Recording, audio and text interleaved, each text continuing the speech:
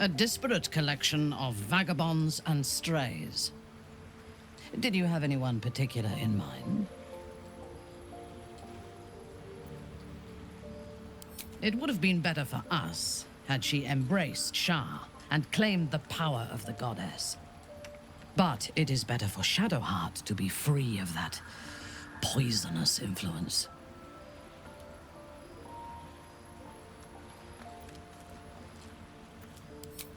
The very concept of Sharan worship is self-indulgent. They would have you think every whispered word and hidden thought is of value, but it is not so. I have performed 1,000 interrogations, squeezing out the most guarded secrets held in heart, mind, and soul.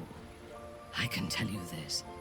When the trivial parts have been whittled away and I have sifted through what remains, in most cases, a person amounts to nothing at all.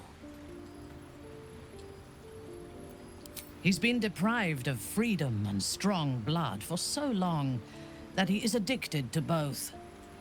While those addictions have their hold on him, he is still a slave.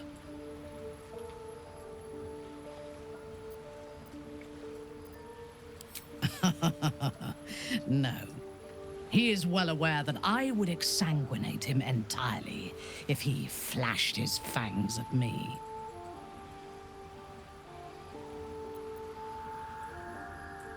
And while you live, you'll be enslaved to your appetites and hungers. We all feed on something, and if we are deprived of it, we will fight for it. But Astarion is not only bound to his needs and desires, he is still bound to something more powerful. His master, he will only be free when Cazador is dead. And that is as it should be. When the time comes, we must hope that he does not only take Cazador's long life, but the power that has sustained him as well. I have encountered few Githyanki in my life. Those that I did were raiders. They croaked out pleas for mercy in their alien tongue as they died. Meeting Lae'zel makes me wish I knew more of their culture.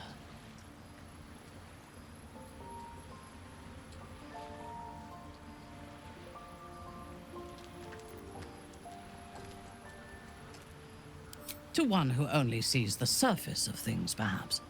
You should look deeper. There is a fanaticism in the Loth swarm that lends itself to chaos. They turn their blades on one another as readily as on outsiders.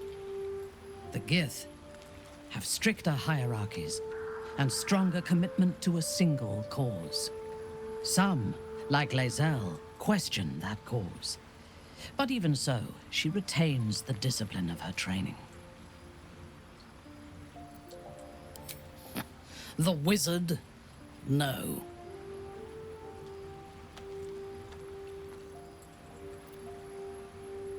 It is pointless. In my experience, the moment they leave their libraries, wizards have the life expectancy of a gnome in a war.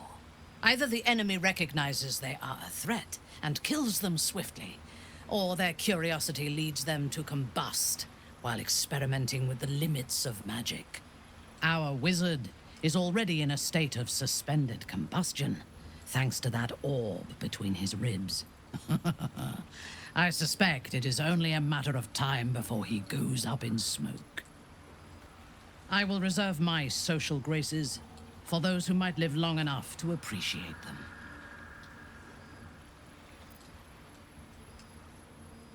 He is exceedingly self-righteous. Amusing, considering he bound himself to a devil.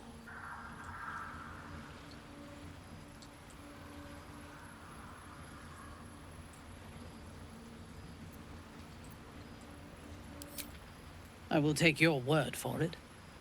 I only care that he is a good soldier, and he has not disappointed me on that front.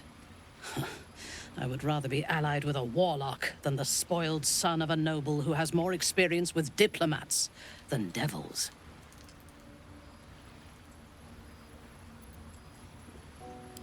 I have never known anyone so ferocious and unassailable in battle.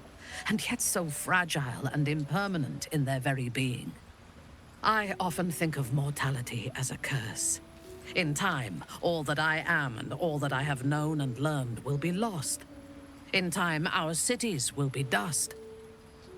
Karlak does not seem to have such anxieties. Perhaps because she cannot afford to. She exists in the moment, and she will burn out and be gone in a moment. There is something very beautiful about that.